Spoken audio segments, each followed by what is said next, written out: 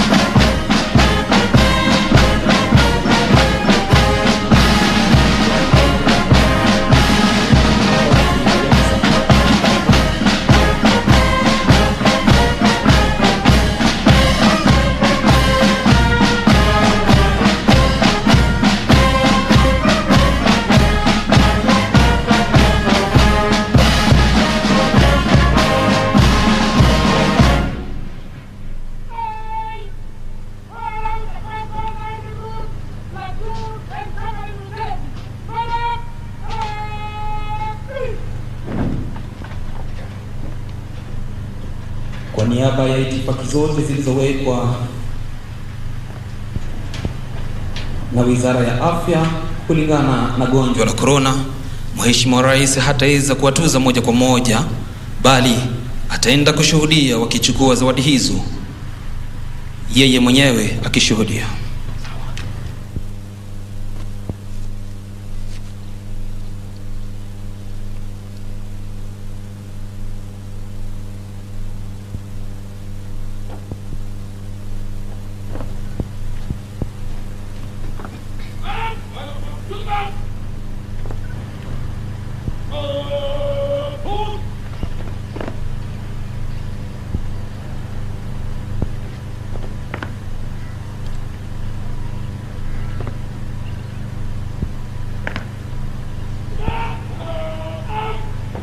The base or round recruits course number 1, stroke 2021. Service number 263561. AP recruit Stanley Wafula of B Company.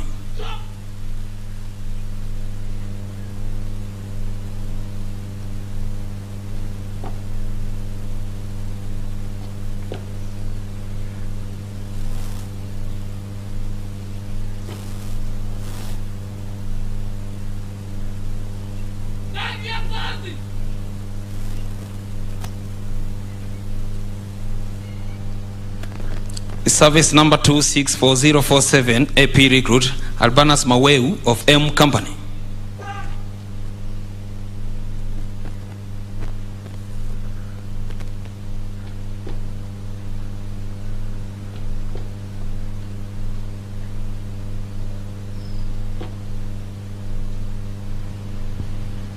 Thank you, Your Excellency.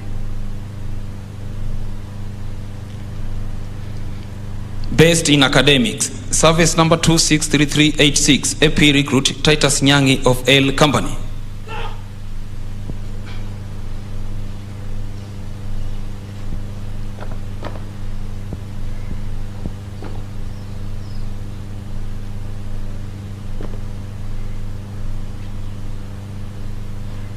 Thank you, Your Excellency.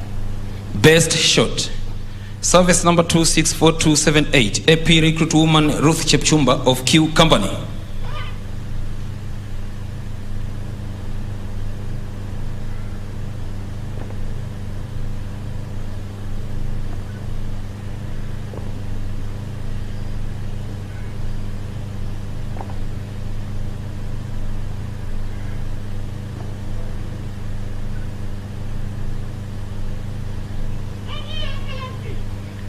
Major trophies.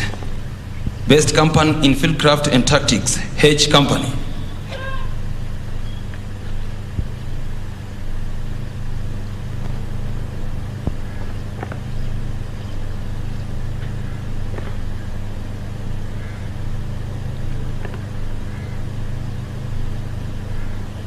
Thank you, Your Excellency. Best company in sports, T Company.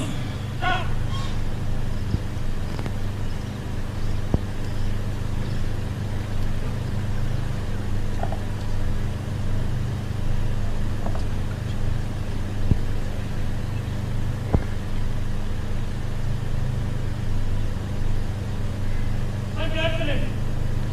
Asante sana Mheshimiwa Rais, tumefika mwisho wa tuzo hizo muhimu.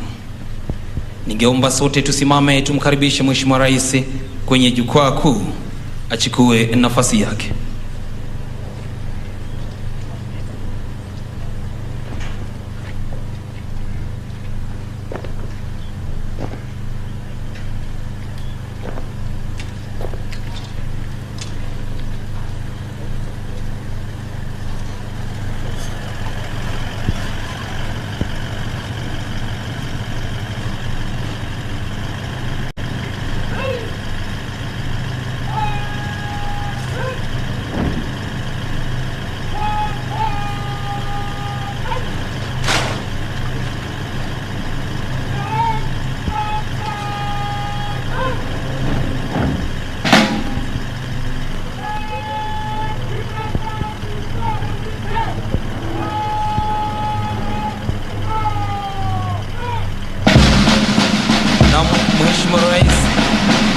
sana kwenye kipindi cha pili, kipindi ambacho ni cha gwaride.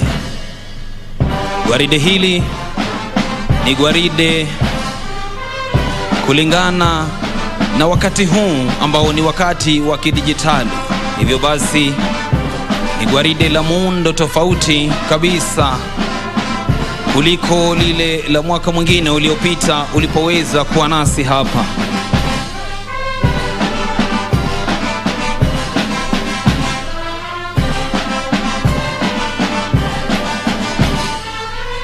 Ni gwaride litakaloenda kuwa na miundo tofauti ndani yake, lakini yote hayo Mheshimiwa Rais hayataweza kuishia kule, bali wataweza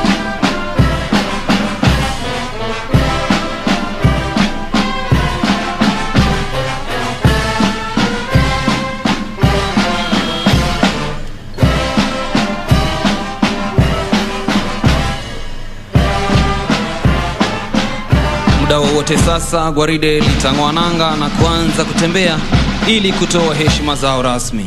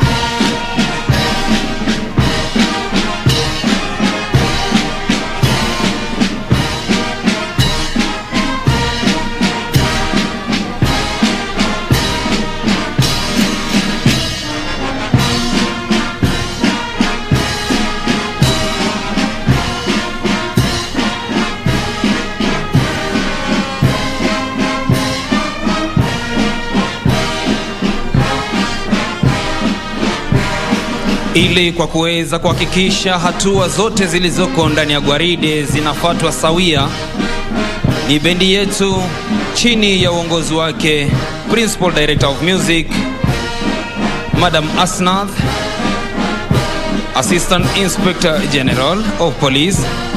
Siku ya leo bendi yetu iko chini ya uongozi wake Superintendent of Police Bwana Anton Lokamar. Mbele yake kabisa ikiwa na madram major wakiwa wameshikilia fimbo yao ndefu,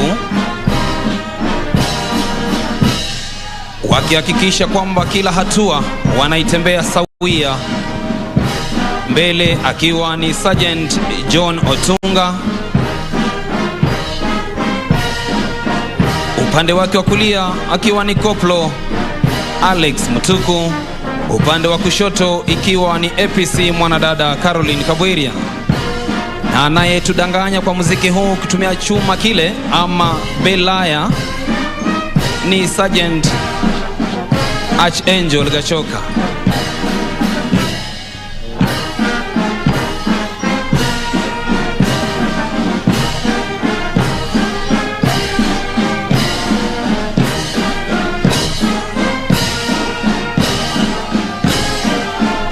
Na wanaotupigia mabati ikiwa ni pamoja naye Sergeant Akope, naye APC Isaac Baya.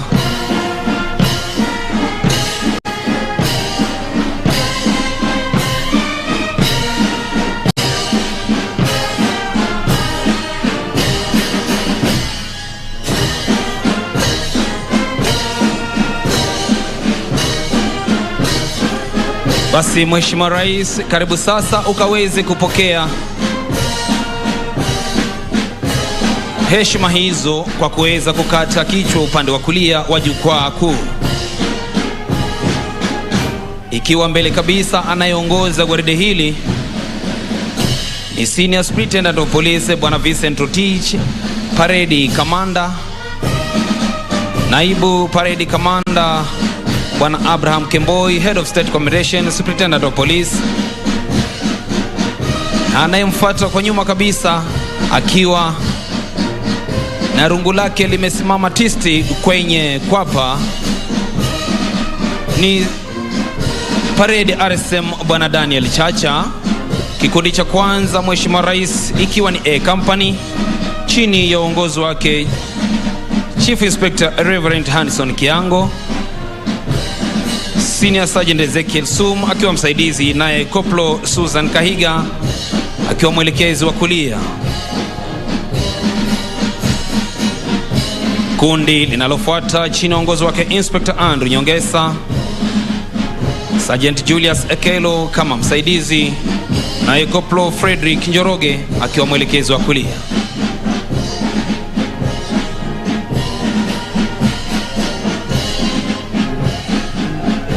Kundi linalofuata chini ya uongozi wake Inspector Abraham Korir, Sergeant Elijah Mwaniki kama msaidizi, naye Koplo Kevin Basoga akiwa mwelekezi wa kulia.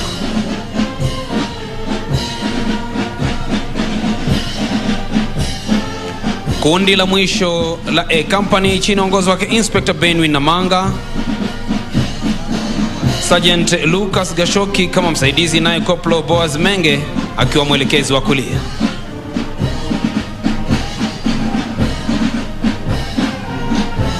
B Company chini ya uongozi wake Chief Inspector Frida Nzano, Sergeant Richard Kamau kama msaidizi, naye Koplo Ignatius Ipenne akiwa mwelekezi wa kulia.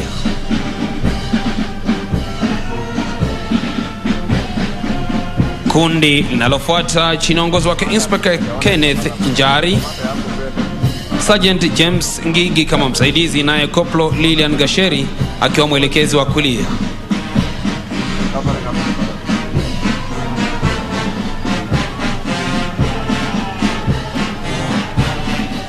Kundi linalofuata Mheshimiwa Rais ni chini ya uongozi wake Inspector Sara Sawe, Sergeant Oscar Nyamai kama msaidizi, naye Koplo Nathan Mutwiri akiwa mwelekezi wa kulia.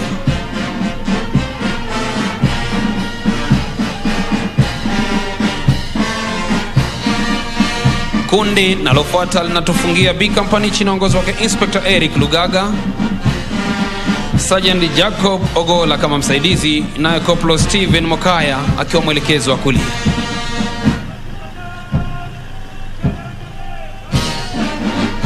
C Company chini ya uongozi wake Chief Inspector Frank Dhuku,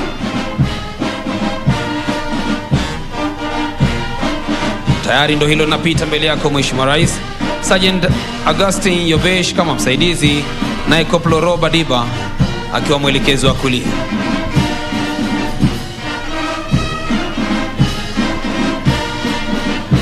Inspector Samuel Otieno na kundi linalofuata Sergeant Ruben Odipo kama msaidizi, naye Koplo Anthony Ndungu akiwa mwelekezi wa kulia.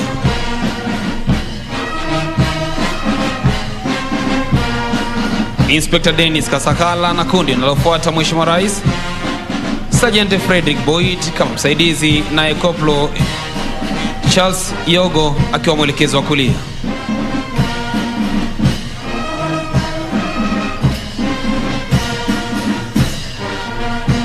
Kundi linalotufungia C Company chini ya uongozi wake Inspector Hussein Loni, Sergeant David Mutai kama msaidizi, naye Koplo Samuel Ngaithe akiwa mwelekezi wa kulia. Ni safari ya D Company chini ya uongozi wake Chief Inspector William Salam, Sergeant Kariuki Kinyanjui kama msaidizi, naye Koplo Raina Umbima akiwa mwelekezi wa kulia.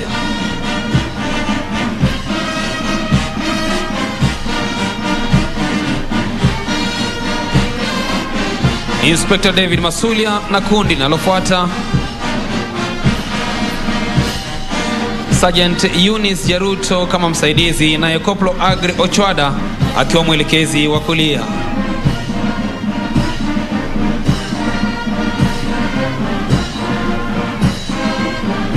Kundi linalofuata chini ya uongozi wake Inspector Rachel Obonyo, Sergeant Kizito Sitati kama msaidizi, naye Koplo Salonen Maina akiwa mwelekezi wa kulia.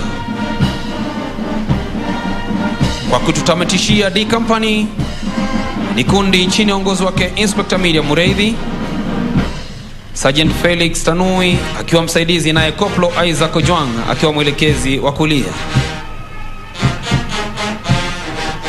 Ni safari ya E Company,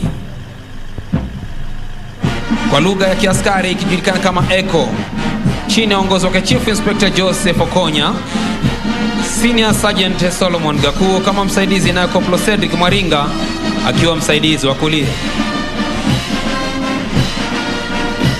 Kundi chini ya uongozi wake Inspector Charles Mwangale likipita Sergeant Geoffrey Bikeri kama msaidizi, naye Koplo Jacob Maina akiwa mwelekezi wa kulia.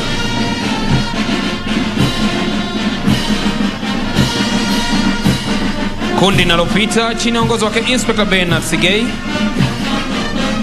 Sergeant Hilary Koech kama msaidizi, naye Koplo Miriam Machogu akiwa mwelekezi wa kulia. Kundi linalotufungia E Company chini ya uongozi wake Inspector Hezbo Nyaga, Sergeant Geoffrey Moranga kama msaidizi, naye Koplo Jackson Nyambacha akiwa mwelekezi wa kulia. Ni safari ya F Company chini ya uongozi wake Chief Inspector Edward Simiu, Senior Sergeant Lois Kirao kama msaidizi, naye Koplo Samuel Orwa akiwa mwelekezi wa kulia.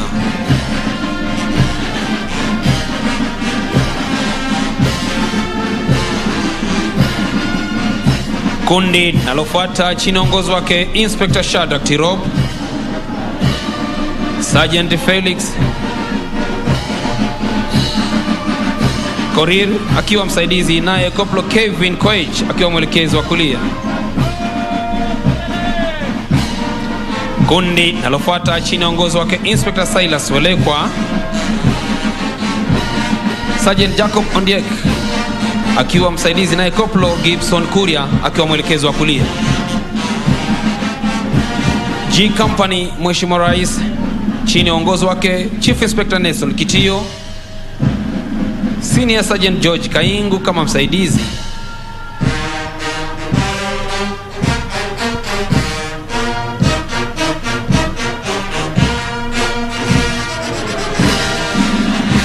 yoyo G Company Mheshimiwa Rais wakipita au maridadi kabisa, wakihesabu hatua zao moja baada nyingine, naye Francis Wainaina akiwa mwelekezi wa kulia. Kundi nalofuata chini ya uongozi wake Inspector Kefa Mageto, Sergeant Joseph Sudi kama msaidizi, naye Koplo Willy Socheng akiwa mwelekezi wa kulia. Kundi nalofuata chini ya uongozi wake Inspector Daniel Mwiruri, Sergeant Joseph White kama msaidizi, naye Koplo Jared Okoth akiwa mwelekezi wa kulia. Nayo tufungia G Company ni kundi chini ya uongozi wake Inspector Esther Mujema, Sergeant Charles Kirinya kama msaidizi, naye Koplo Joseph Gadhongo akiwa mwelekezi wa kulia. Ni safari ya H Company chini ya uongozi wake Chief Inspector Alfred Karani, Sergeant Benson Gisharu kama msaidizi, naye Koplo Edwin Wamalwa akiwa mwelekezi wa kulia.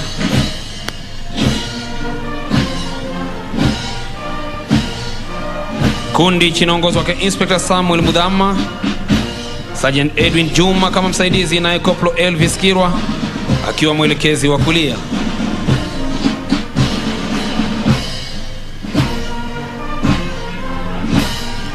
Inspector Yvonne Tabu akitukamilishia vikundi vinne vya H Company, Sergeant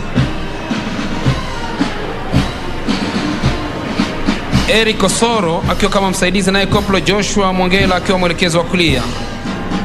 Kundi linalofuata chini ya uongozi wake Inspector Richard Wambua, Sergeant Daniel Musheru kama msaidizi, naye Koplo Kenneth Manya akiwa mwelekezi wa kulia. J Company chini ya uongozi wake Chief Inspector Daniel Chacha, Sergeant Gabriel Enene kama msaidizi, naye Koplo Kenneth Obongi akiwa mwelekezi wa kulia. Kundi linalofuata Mheshimiwa Rais chini ya uongozi wake Inspector Peter Mucheche, Sergeant John Chumo kama msaidizi, naye Koplo Richard Langat akiwa mwelekezi wa kulia.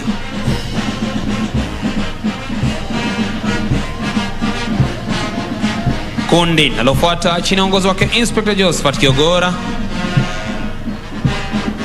Sergeant Dan Shapili kama msaidizi, naye Koplo Elvis Olwenyi akiwa mwelekezi wa kulia. Gwaride lote sasa Mheshimiwa Rais liko kwenye mwendo wa aste aste ili kuweza kutoa heshima zao. Kundi linalofuata chini ya uongozi wake Inspector John Chege, Sergeant Bernard Langat kama msaidizi, naye Koplo Joseph Kamande akiwa mwelekezi wa kulia. Ni safari ya K Company chini ya uongozi wake Chief Inspector Suleiman Malo, Sergeant Wenslaus Kaudo kama msaidizi, naye Koplo Bernard Mwangi akiwa mwelekezi wa kulia. Kundi linalofuata chini ya uongozi wake Inspector Justin Maweu, Sergeant Gabriel Korir kama msaidizi, naye Koplo Douglas Kinuthia akiwa mwelekezi wa kulia.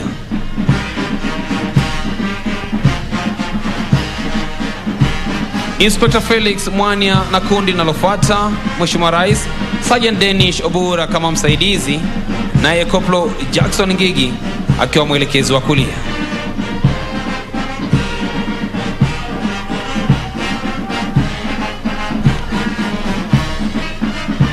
Kundi la mwisho la K Company chini ya uongozi wake Inspector Supet Pasanka, Sergeant John Zangia kama msaidizi, naye Koplo Enoch Baraza akiwa mwelekezi wa kulia. L Company chini ya uongozi wake Chief Inspector John Makoha, Sergeant Bernard Ngetich kama msaidizi, naye Koplo Michael Makan akiwa mwelekezi wa kulia.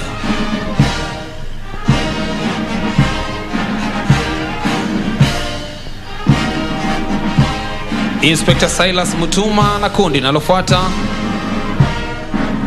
Sergeant David Sugut kama msaidizi, naye Koplo Didan Murenga akiwa mwelekezi wa kulia.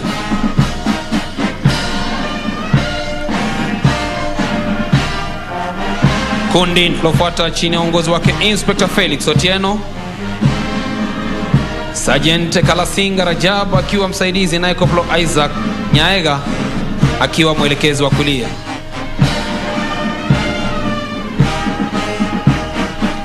Kundi linalofuata chini ya uongozi wake Inspector David Skolia wakitufungia L Company, Sergeant Geoffrey Masai kama msaidizi, naye Koplo Edward Wekesa akiwa mwelekezi wa kulia. Ni safari ya M Company chini ya uongozi wake Chief Inspector Timothy Emojong, Senior Sergeant Benson Mbogo akiwa msaidizi, naye Koplo Nixon Langat akiwa mwelekezi wa kulia.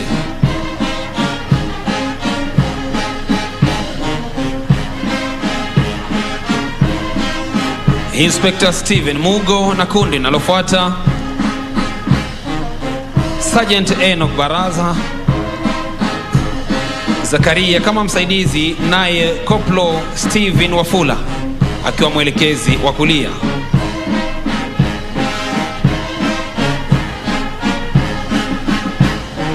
Inspector David Saitoti na kundi linalofuata Sergeant Dan Mbui kama msaidizi, naye Koplo Julius Njuguna akiwa mwelekezi wa kulia. Kwa kutufungia gwaride hili ikiwa katika mwendo wa aste aste, kundi M ni kundi chini ya uongozi wake Inspector Dan Ekakoro, Sergeant Leonard Koech kama msaidizi, naye Koplo Laina Sang akiwa mwelekezi wa kulia. Ili kuhakikisha kwamba basi hakuna mmoja yeyote aliyesalia nyuma, Mheshimiwa Rais anayefunga kabisa mwisho ni Parade Adjutant Assistant Superintendent of Police Bwana Aden Hussein, ambaye pia ndiye mkuu wa kwata kwenye chuo hiki. Mheshimiwa Rais, nitaomba sasa uweze kupata tama la maji, gwaride letu likienda kugeuka mwendo wa aste aste kwa mwendo wa haraka. Asante Mheshimiwa Rais.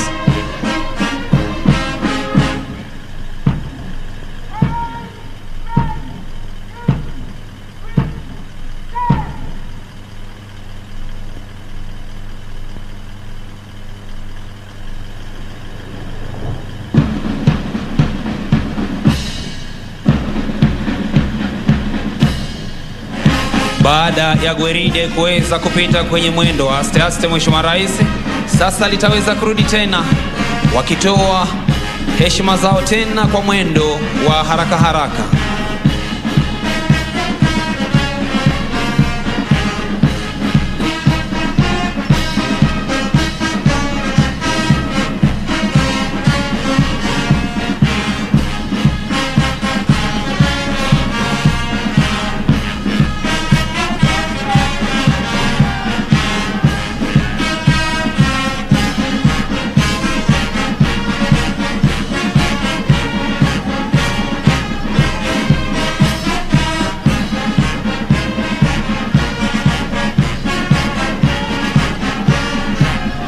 Wakiongozwa naye parade kamanda, naibu parade kamanda, RSM, wakuu wa vikundi vyote vilivyoko ndani ya gwaride, wasaidizi pamoja na waelekezi wa kulia wao. Tayari nitakuomba Mheshimiwa Rais, kwa heshima yako uweze kupokea heshima hizo kwa mwendo wa haraka haraka. Karibu Mheshimiwa Rais.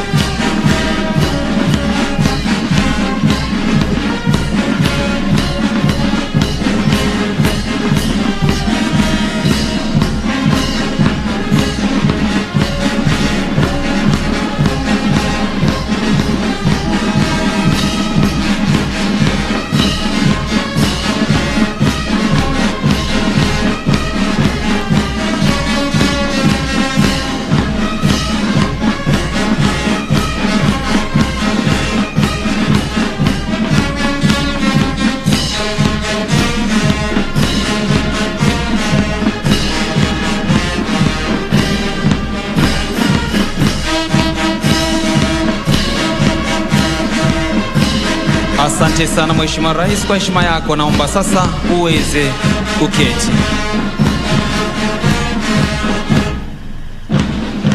Maonyesho sasa yanaendelea katika mwendo wa haraka haraka, miundo ikiwa tofauti kabisa na ile iliyokuwa kwenye mwendo wa aste aste.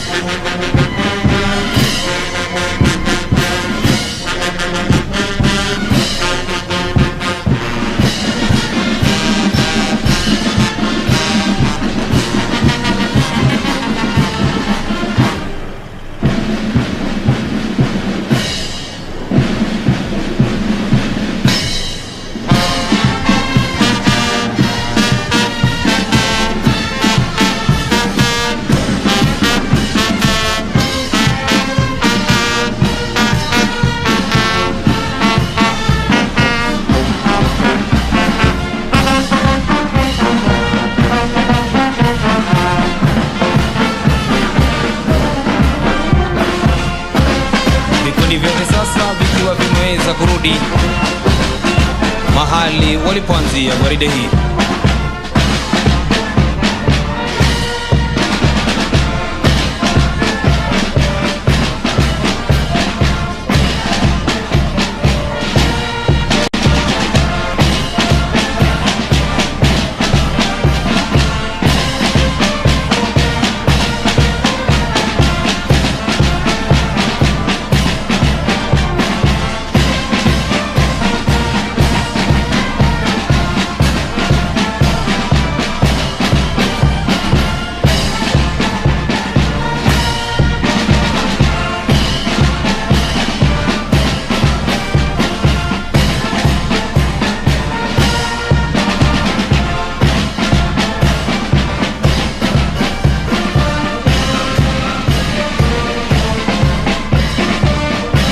Baada ya onyesho hilo, Mheshimiwa Rais, gwaride litaweza kurudi na kuangalia mbele ya jukwaa lako, Mheshimiwa Rais.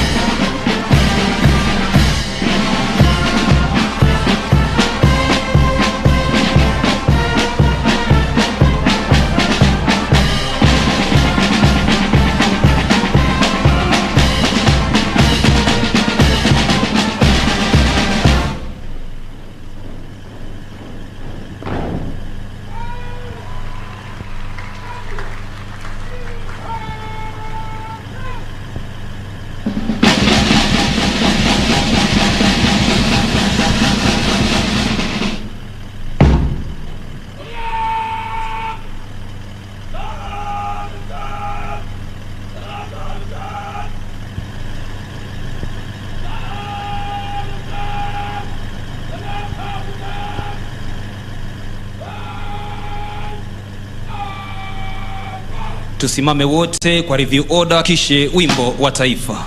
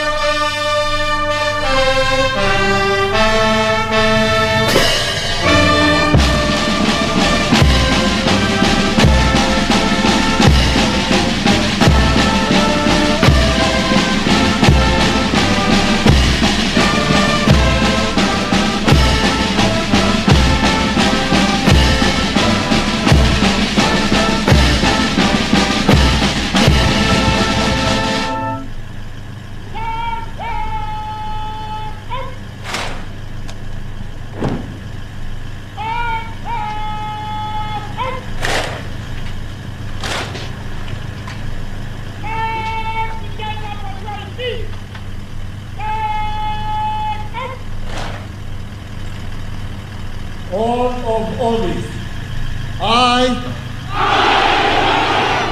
do solemnly and sincerely affirm that I will be faithful and bear true allegiance to the Constitution and the President of Kenya during my service in the Administration Police Service without favor or affection,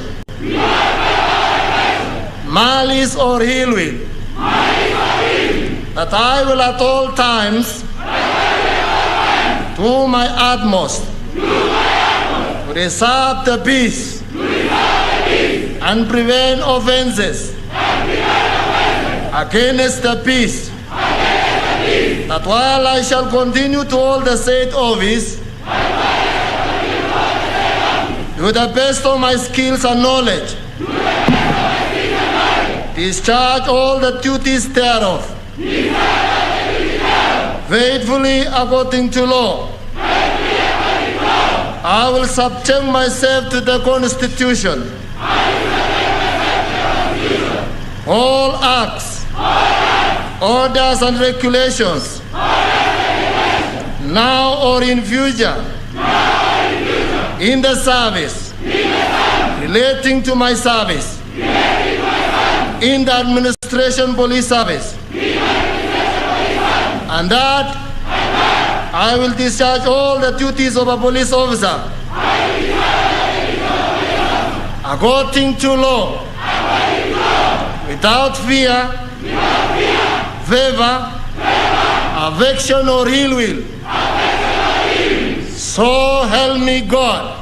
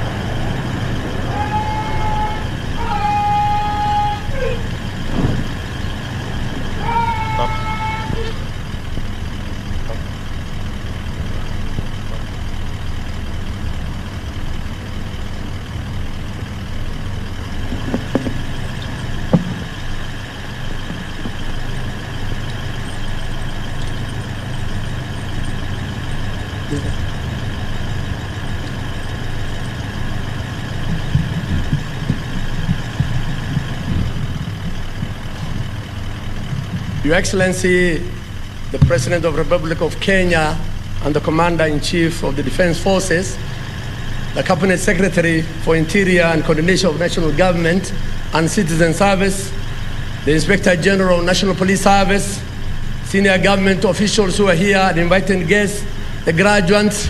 Your Excellency, we are so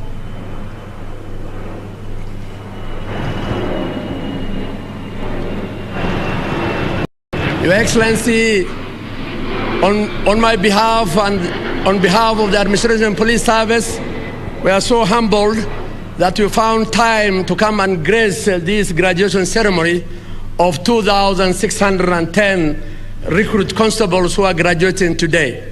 Your Excellency, these officers were taken through rigorous training for 9 months, which culminated at Kidong field exercise. Your Excellency, majority of these officers will be deployed in our specialized units, the Rapid Response Unit, the Critical Infrastructure Police Unit, the Anti-Stock Theft Unit, and the Border Police Unit, among others. Your Excellency, they will be able to join their sisters and brothers who are doing excellent job along our borders, the SOG and the SWAT who have made a difference in our inner cities. Your Excellency, we are very thankful for your government, the support which the government has given to us in terms of modernizing the police service. We received the MRAPs, we have received specialized equipment and the training for these officers. We are also very thankful from your government, Your Excellency, for the completion of one of the oldest mess, which was for the last 33 years, and we are so happy that this morning you were able to open that mess, which will accommodate over 12,000 officers who are undergoing this training on a sitting capacity. We are very thankful. At this juncture, Your Excellency, may I call upon the Inspector General to continue with the rest of the program. The Inspector General, sir.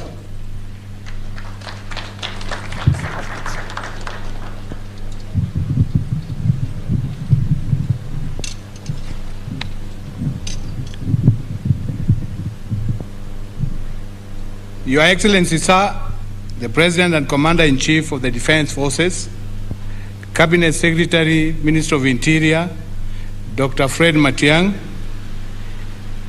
Principal Secretary, President, Vice Chief of the Defense Forces of Kenya, senior members of the National Police Service, distinguished guests, graduates, ladies and gentlemen, good afternoon.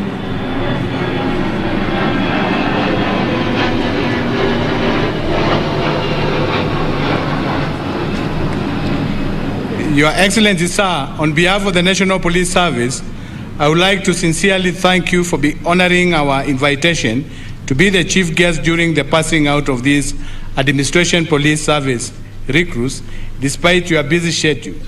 Let me also congratulate the graduates for having endured the rigorous and strenuous training for the last 9 months and having satisfied their trainers for presentation to you for oath of allegiance. These recruits have been taken through a very comprehensive curriculum to ensure they attain the desired professional standards. I believe they will be more responsive to the needs of the citizens, that they will execute their mandates within the confines of the law, and they will wear police badges with dignity and humility. The needs to be people's servants has been emphasized, and there have been conditions to know that service to humanity is their divine call in the National Police Service. Your Excellency, we thank you most profoundly for the support that your administration has consistently offered to the National Police Service, and in response to the welfare of the police officers. An improved health insurance scheme is now in place, as we also look forward to having a National Police Service Level 4 referral hospital, Your Excellency. These interventions will impact positively to the general well-being of the police officers. Your Excellency, I want to assure you of our commitment to ensure that the security of our country remains inviolable, and we will continue improving our service delivery and making them more responsive to citizens' needs as per your directives. Sir, it is now my honorable duty to welcome the Cabinet Secretary, Dr. Fred Matiang'i, to continue with the remaining of the program.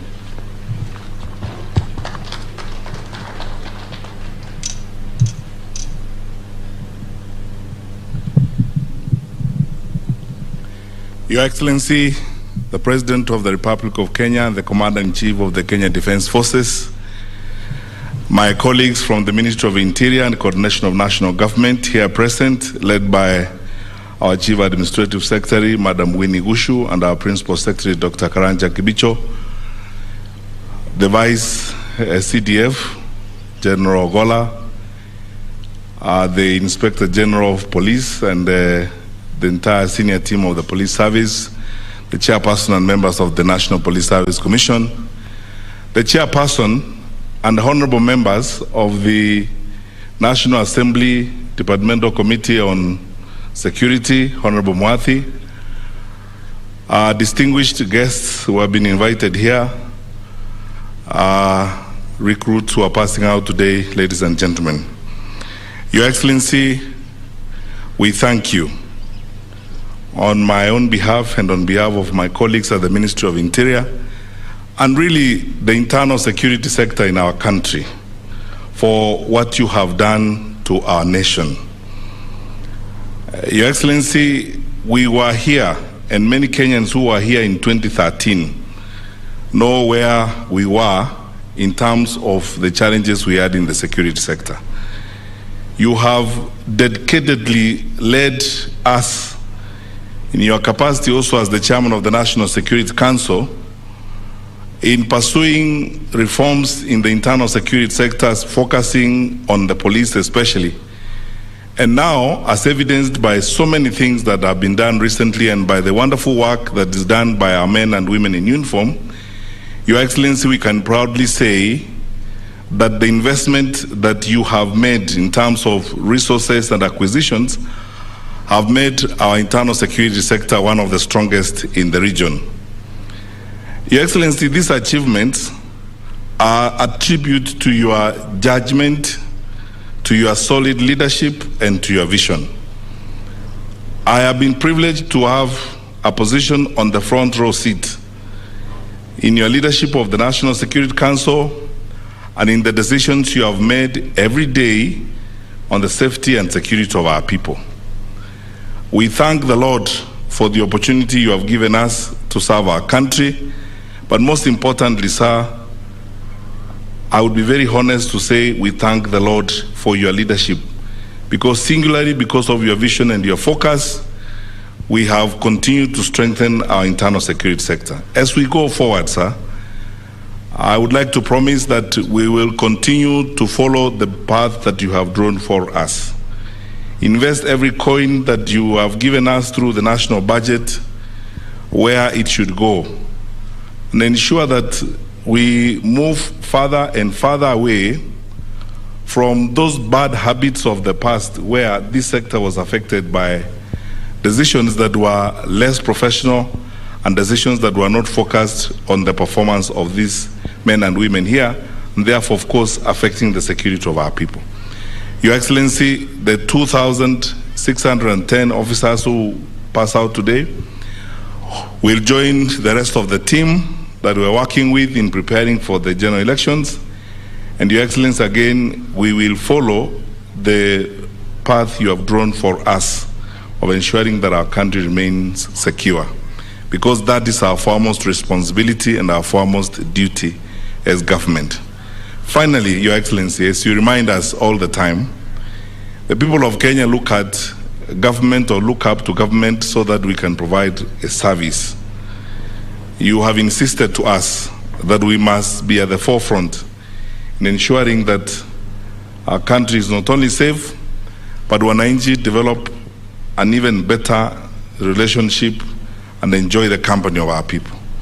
I thank the Inspector General of Police, Mr. Mutiambai. I thank our colleagues, the DIGs, especially Mr. Gabo, and the work that he has continued to do in keeping our special forces tuned to the goal that you have asked us to aspire to.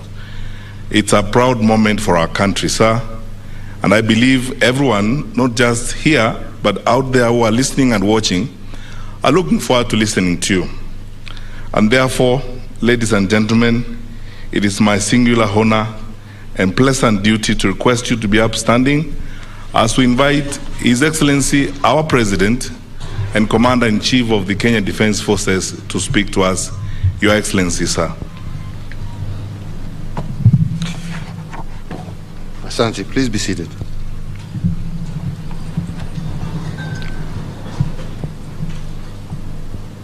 The graduates before us today, all ladies and gentlemen, it is my distinct honor and privilege to be with you today to preside over the passing out parade of these wonderful 2,610 graduates who have today successfully completed their 9-month-long recruits course.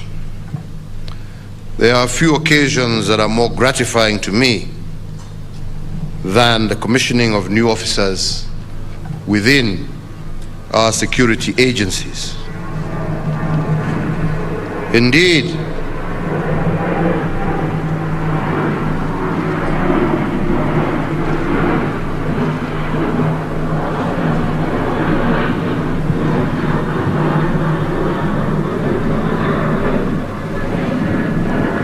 Indeed, I am happy that during my tenure as president, we have increased our police complement by over 45,000 recruits from the year 2013 to date.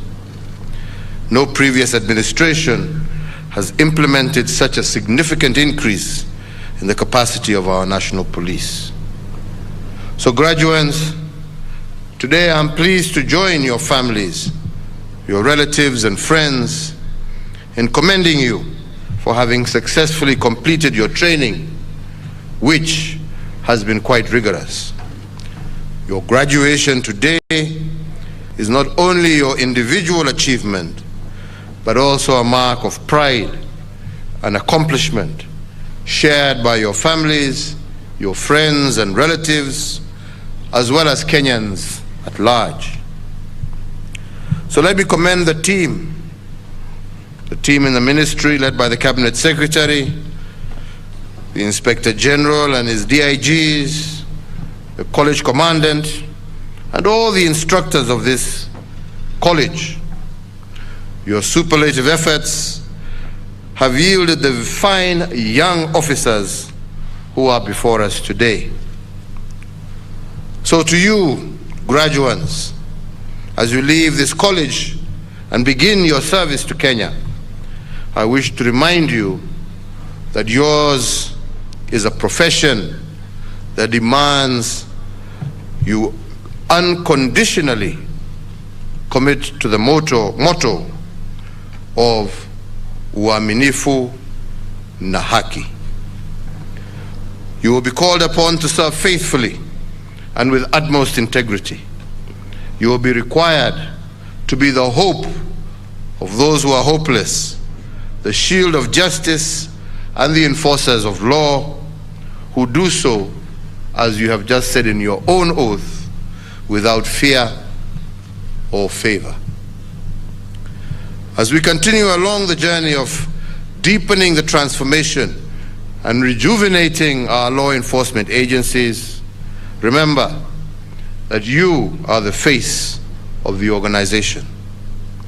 Whether in uniform or in civilian attire, whether on duty or off duty, your individual and collective actions will reflect on the National Police Service.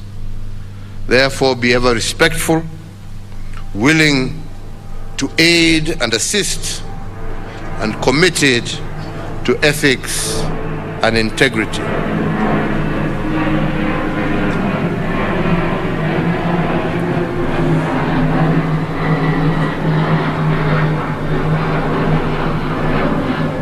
In your service to the nation, now more than ever before, you should remain focused and uphold the highest standards of professionalism, dignity, integrity, and fidelity to the law. Ladies and gentlemen, over the last 2 years, the whole world has walked through the valley of the shadow of death as we combated the coronavirus pandemic. However, the firmness of our resolve as a nation helped us to contain the surge of infections within our borders in keeping the invisible enemy at bay. I want to take this opportunity to thank the law enforcement agencies for the role that they played in enforcing the COVID-19 regulations and protocols. Your acts, coupled with the immense sacrifice of our health workers, forestalled what could have been a national catastrophe. That mission of enforcing public health measures was not part of the regular operations of the NPS. So, the exemplary way in which the service quickly adapted to the new demands imposed by COVID-19 is a reminder to all of us of the fluid nature of contemporary law enforcement environment. In view of this evolving nature in our general environment, you, the officers that I commission today, not commission, that I graduate today, should expect that in the course of executing your careers, you must be ready to serve beyond your traditional call to duty. You will be required on occasions to operate in new and challenging operating theaters and to address dynamic situations that call for new skills and approaches. As a nation, we have given you the training and tools required for you to address both traditional and emerging security challenges. The training program that you have just completed, I am confident, has prepared you to counter effectively the growing sophistication and viciousness of organized crime and terrorist groups. However, I must also remind and advise you that training and learning does not end today. You must, as my predecessor once said, seek to continuously improve yourselves, widen your knowledge, improve your skills and competencies, and challenge yourself to be a better officer today than you were yesterday. The responsibilities bestowed on you are immense, and they become heavier by the day due to the evolving social transformation and development. My government is committed to continue to uphold the dignity of police officers, so long as you also do that which is right and in accordance with the law, devoid of corruption and other ills. You can rest assured that we will do everything to protect you from any form of undue harassment or vilification. Indeed, in appreciation of the importance of the service rendered by our police officers across the country, my administration has continued to fulfill its police reform program agenda by providing adequate resources, improving staff welfare, improving capacity building in technical and specialized areas, and we have enhanced benefits, particularly in housing and healthcare. You are also now better able to respond to normal routine and emergencies when they arise. The overriding aim of these efforts is to ensure that police officers offer quality services to the public while still working in an environment that promotes their welfare. On our part, we expect you to reciprocate these deliberate efforts by serving our communities unceasingly. With the issue of corruption and integrity firmly lodged in our national consciousness, my plea to you today is not to allow the fruits of your many years of sacrifice wither because of graft.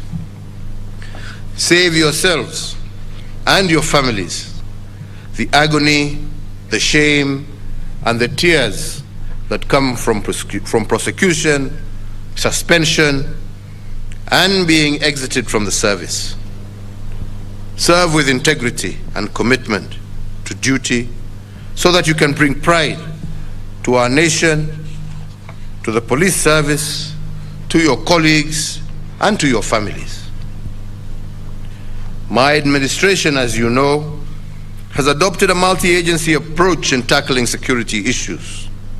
And to that end, we have put in place a multi-agency institutional framework which brings together all entities responsible for deterring crime, detecting crime, investigating, and prosecution of offenders. However, as I continually seek to remind Kenyans, security is not the sole preserve of our security actors. Security starts with you and me and every Kenyan.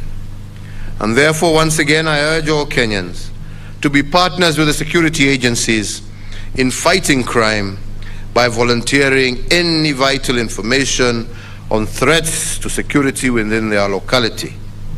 Additionally, I urge every Kenyan in one accord to lead by example by adhering to all the laws of the Republic.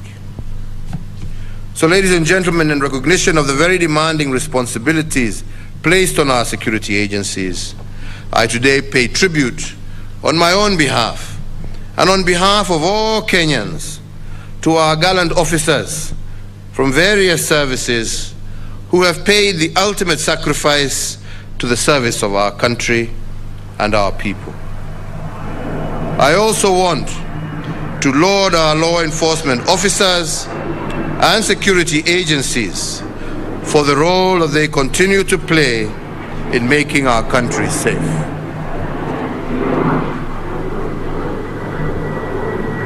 Finally, I commend the Administration Police Service for their role of protective security that they play and for living true to the spirit of uaminifu na haki.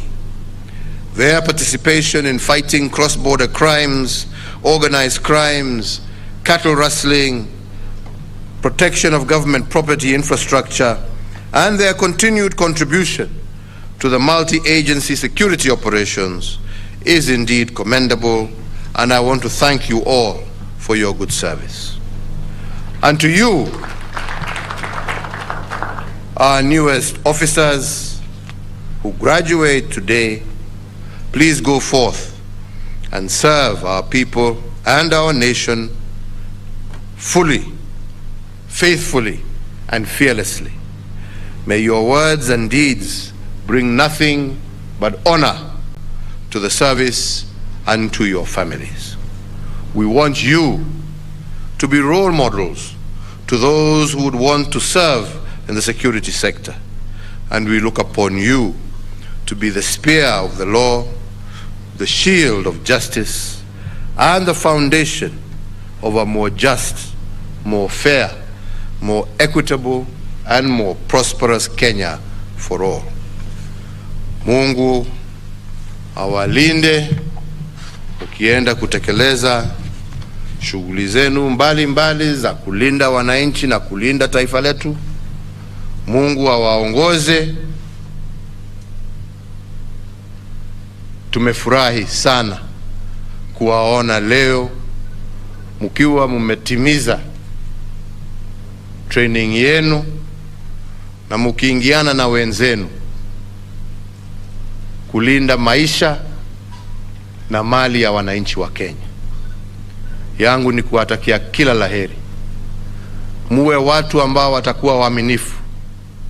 Muwe watu ambao watasaidia kutoa jina la ufisadi kwenye huduma ya polisi.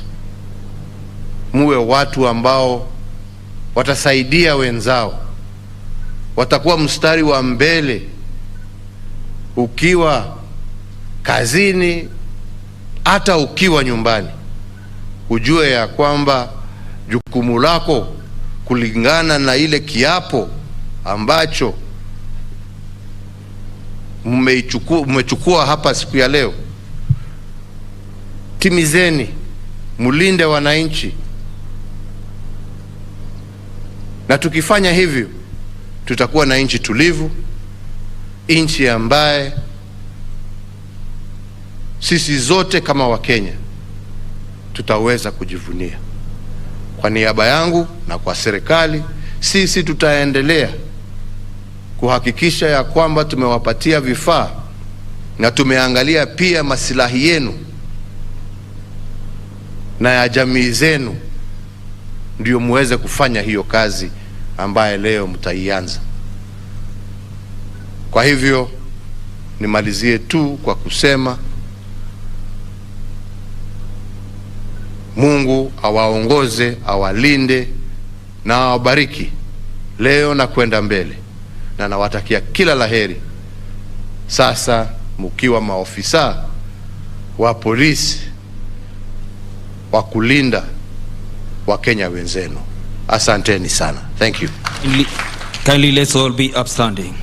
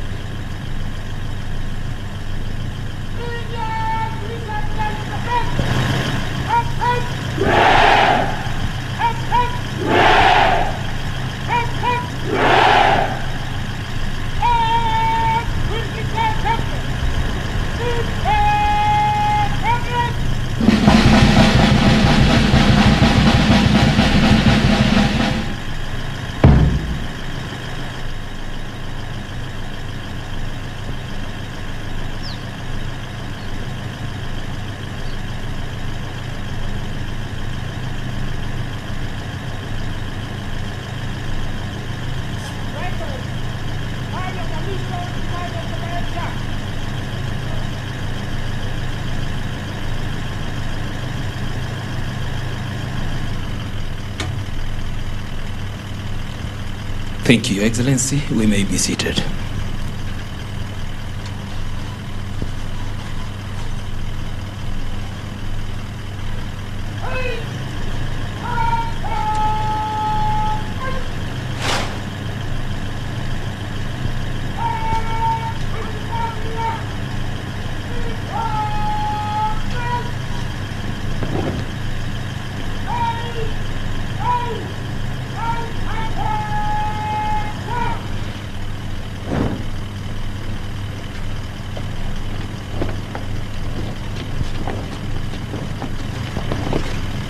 Watajumuika kwa vikundi viwili viwili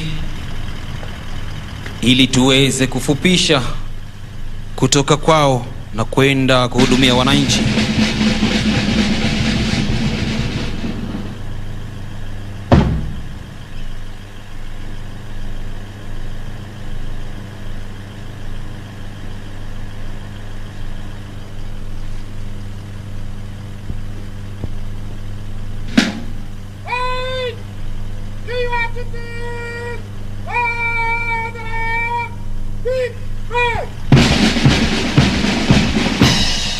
Na amri ikiwa ni to your duties by the right quick march. Asante sana Mheshimiwa Rais kwa hotuba iliyoweza kuleta mioyo kuchangamka na kufurahia. Sasa gwaride linatoka uwanjani.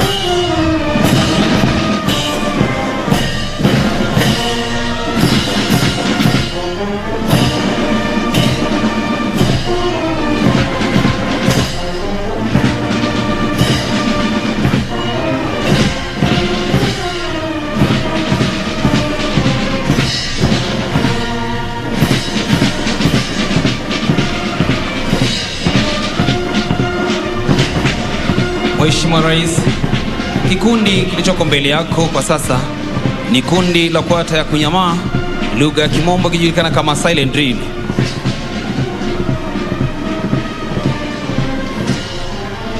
Litakalo ongozwa naye Chief Inspector Wilfred Mnuve, Sergeant Godfrey Odinga, Sergeant Martin Kianjui, Koplo Sara Mwendwa pamoja naye Koplo David Ngua.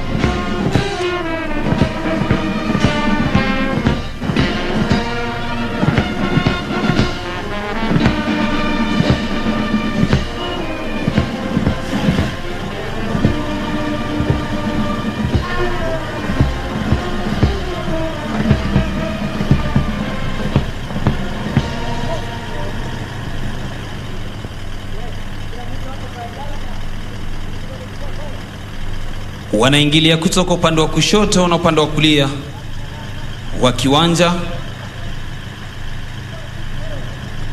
kwa kasi ya juu kabisa, maana mchezo huu Mheshimiwa Rais ni mchezo ulio na kasi ya juu. Watachukua takriban dakika 7:30 kwa mchezo huu kutamatika.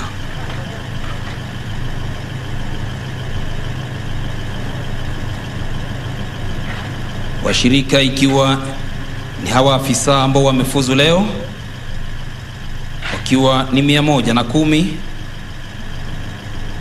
milio ya bunduki ama arms drill zikiwa ni 780, miguu ikichangwa ikiwa ni 680, vile vile kwa mwendo wa aste aste watatembea na hata mwendo wa haraka haraka.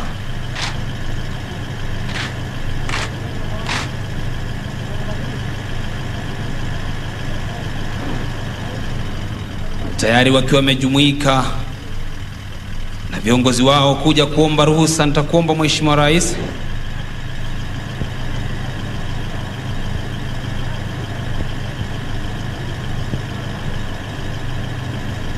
kwa heshima yako sasa unaweza kujongea kupokea heshima hizo.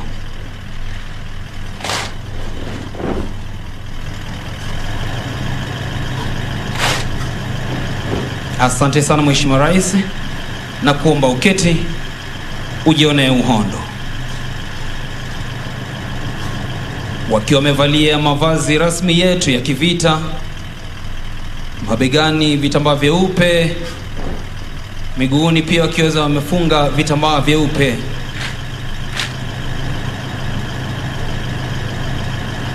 Mishipi ikiwa ni mieupe vile vile.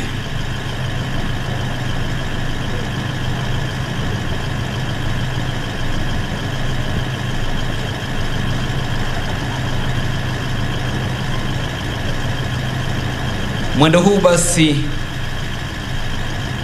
huwa ni mwendo watu wa vyake, manake hauwezi pigiwa hata mziki, kwa sababu kasi iliyoko ni kasi ya hali ya juu. Wakigawanyika namna hiyo, Mheshimiwa Rais, wakizunguka mduara ule waliotengeneza, ni ishara kwamba sisi wana AP tunafanya kazi kote nchini, tukishirikiana na ndugu zetu wa KDF, Kenya Police pamoja na hata Kenya Prisons. Ukiangalia pale katikati bunduki zimewekwa juu, ni kumaanisha kwamba anga zetu pia zipo salama. Hii ni kwa sababu ya kushirikiana na wenzetu.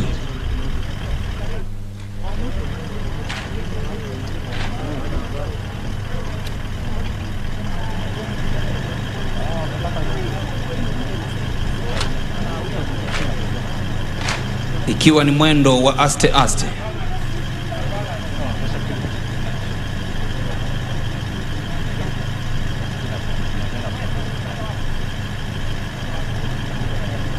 Tunaporudi kujumuika pamoja ili kuweza kupewa maagizo mengine ya kikazi, ndio hapo basi tunaona wakiwa wamejumuika tena.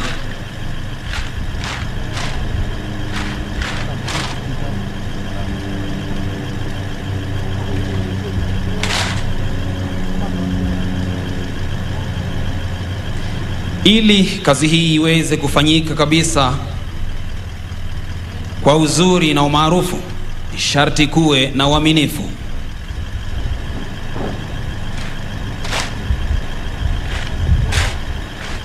Bila uaminifu basi kazi huwa ngumu.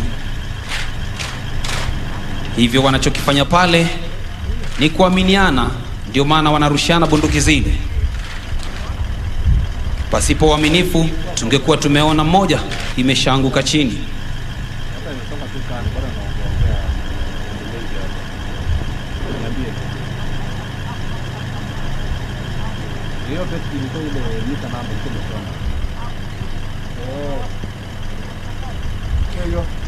Naam, asante sana Mheshimiwa Rais. Sasa umedhibitisha kwamba ndani yao kunao wanadada, kwa hiyo pia sisi tunatunza ile amri iliyoko kwenye katiba yetu ya Kenya ya jinsia mbili zote ziweze kuidhinishwa kwa kila kitu nchini Kenya.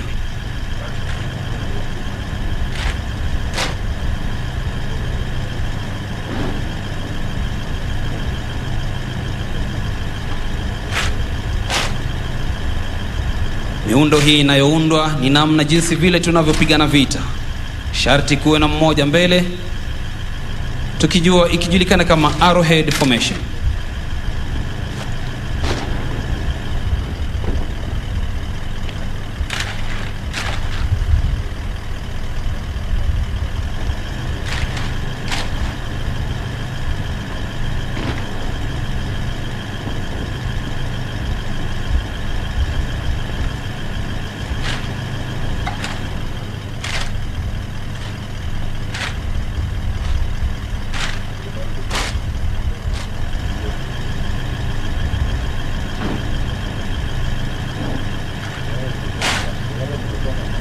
Wanaganyika kwa vikundi vitatu. Wacha tuone ni yapi wanayotaka kutueleza.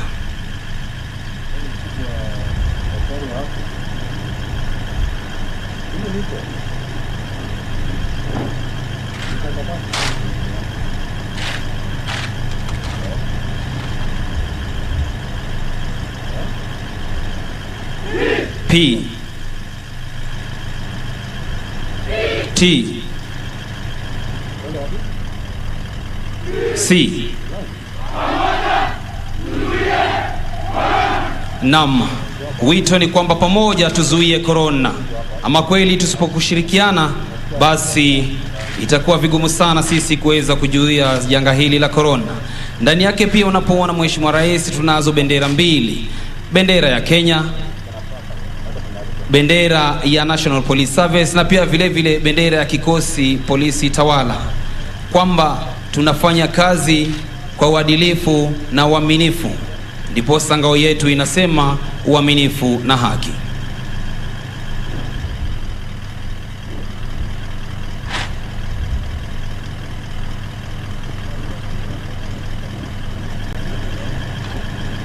Tungependa sana waweze kuendelea, lakini muda hauturuhusu.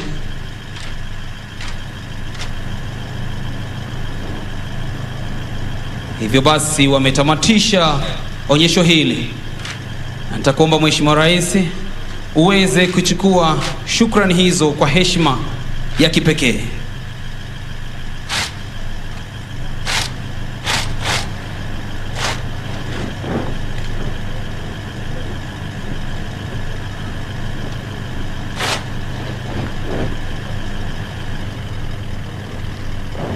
Asante sana Mheshimiwa Rais. Tuwapigie makofi basi kwa mchezo huo wanapoondoka kiwanjani.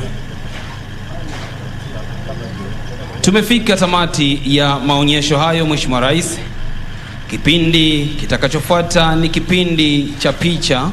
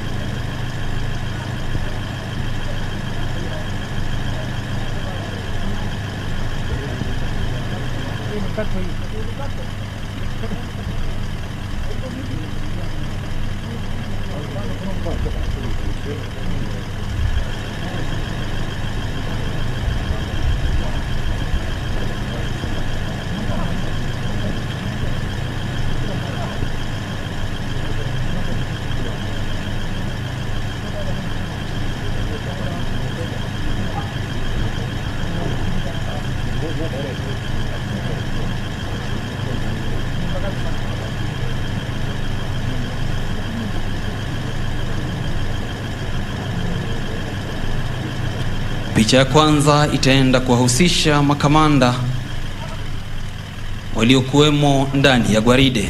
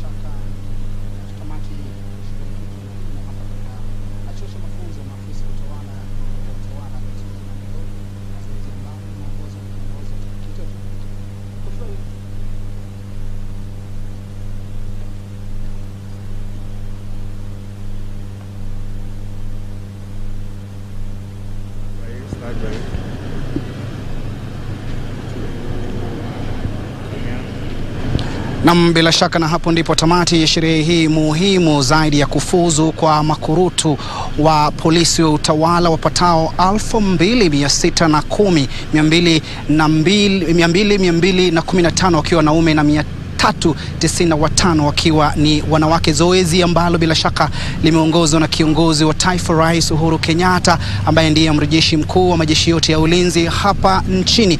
Sehemu ambayo imefanyika ni chuo cha mafunzo ya maafisa wa utawala, mtazamaji, na ni bila shaka ni zoezi muhimu zaidi. Kumbuka kwamba maafisa hao, polisi hao utawala wamekuwa kwa mafunzo kwa miezi 9, mtazamaji. Mafunzo aina yake kama tunavyofahamu, mwezi mmoja eneo la Kedong, ambapo bila shaka wanapitia mafunzo ambayo ni ya kukata na shoka, ambayo ni ya kukaza meno na kulegeza ulimi, na bila shaka ni zoezi ambalo bila shaka linaashiria kwamba sisi kama taifa tuko ngangari kuhakikisha kwamba mipaka ya taifa hili salama. Kumbuka kwamba baada ya kufuzu hii leo watakuwa wanapata likizo ya mwezi mmoja, angalau kupata wasaa kushiriki na wapendwa wao, na bila shaka mtazamaji itakuwa vile watakuwa wanarejea na kutumwa katika vitengo mbalimbali, mtazamaji. Na kwa sasa unavyotizama ni picha tu ya kumbukizi, ambapo bila shaka ni picha ya maafisa hao ambao wamefuzu pamoja na baadhi tu ya viongozi wakuu katika ngazi ya juu serikalini katika wizara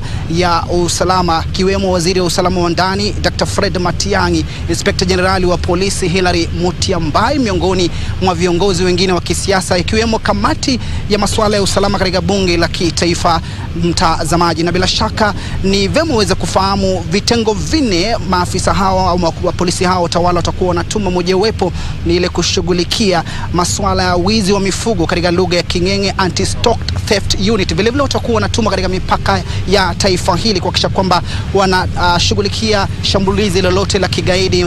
Bila shaka hilo inafahamika kama Border Point Unit, na bila shaka kuna ile kitengo ambacho bila shaka kitakuwa kinatumwa kuweza kushughulikia masuala ya kidharura ya kiusalama kama vile visa vya utovu wa usalama katika eneo la Baragoi. Tunafahamu fika kwamba kumekuwa na visa vya utovu wa usalama vile vile kule Laikipia. Kitengo hicho katika lugha ya King'enge kinafahamika kama Rapid Deployment Unit, na bila shaka vile vile kuna kile kitengo ambacho vile vile kitakuwa kinatumwa kulinda mali ya umma au afisi za umma, bila shaka kinafahamika katika lugha ya King'enge Government Security Building Unit. Na ni muhimu uweze kufahamu kwamba mtazamaji, tumepiga hatua kama taifa katika masuala ya usalama, na unavyotizama jinsi maafisa hao wameonyesha umahiri wao, ustadi katika ile kazi ambayo watakuwa wanatunukiwa hapa nchini. Kumbuka kwamba wamekula kiapo mbele ya kiongozi wa taifa ambaye ndiye amiri jeshi mkuu wa majeshi yote humu nchini kuweza kutumikia taifa hili kwa uaminifu na kwa ujasiri. Manake kazi hii si kazi tu yote ile, inahitaji ujasiri, manake mara nyingi wanakodelea macho hatari, na hivyo basi rais akawatakia kila laheri wanapofuzu na kuweza kuhakikisha kwamba wanafuata katiba ya taifa hili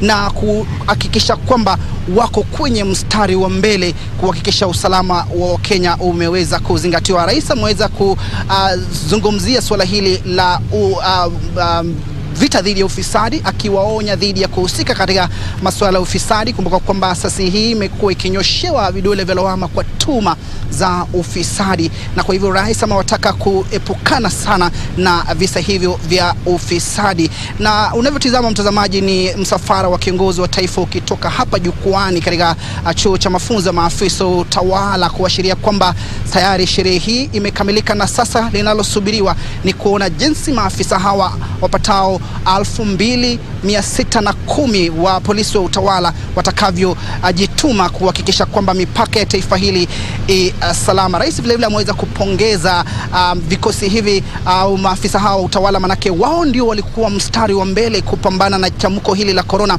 kuweza kuhakikisha kwamba Wakenya wanafuata kanuni iliyowekwa ya kupambana na chamuko la corona na kuzingatia ile marufuku ya kutotoka nje, akisema kwamba akiwavulia kofia kwa kuweza kuhakikisha kwamba wameweza kuhakikisha wananchi wanafuata zile sheria ili tuweze kupambana na chamuko hili la corona ambalo limetukumba kama taifa kwa miaka miwili sasa.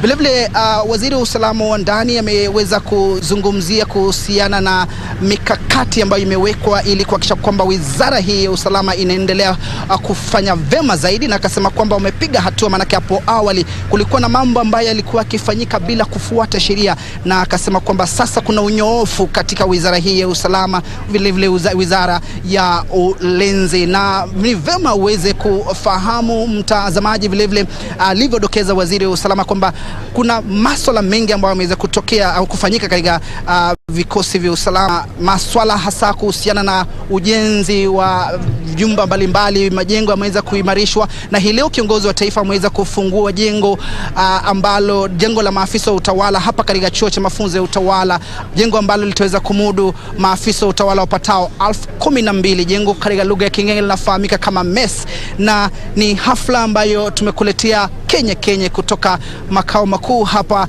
ya chuo cha mafunzo ya maafisa wa utawala eneo la utawala gatuzi la Nairobi. Kwa niaba ya wale wote ambao wameweza kufanikisha matangazo haya, kiwemo mwelekezi mkuu Muga Karioki na wapiga picha, fundi wa mitambo, sasa na kurejesha kwenye makao makuu ya shirika la utangazaji nchini KBC. Mimi naitwa Timothy Kipnusu na kutakia utazamaji mwema. Kwaheri.